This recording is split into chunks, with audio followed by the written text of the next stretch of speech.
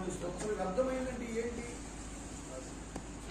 జ్ఞాని రాస్తున్నాడు ప్రసంగి పుస్తకంలో, సూర్యుని కింద కనబడే ప్రతిది కూడా వ్యర్థము వ్యర్థము వ్యర్థం అన్నాడు.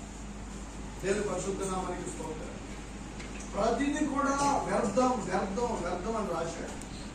అంటే దీని అర్థం ఏంటి? ఒక మాటలో చెప్పాలంటే, ఈ సూర్యుడు ఉన్నాడు, ఈ సూర్యుని కింద జరిగే ప్రతిది ఏమైనప్పటికీ ఇదంతా కూడా వ్యర్థమైపోయేది. ఇదంతా కూడా ఒక దినమున నశించిపోయేదే.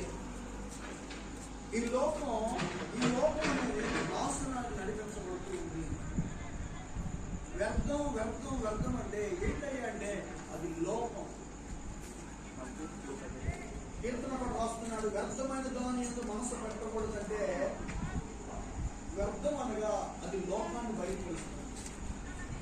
మనము ఈ వ్యర్థమైపోయే లోకం మీద మన మనసు పెట్టకూడదు.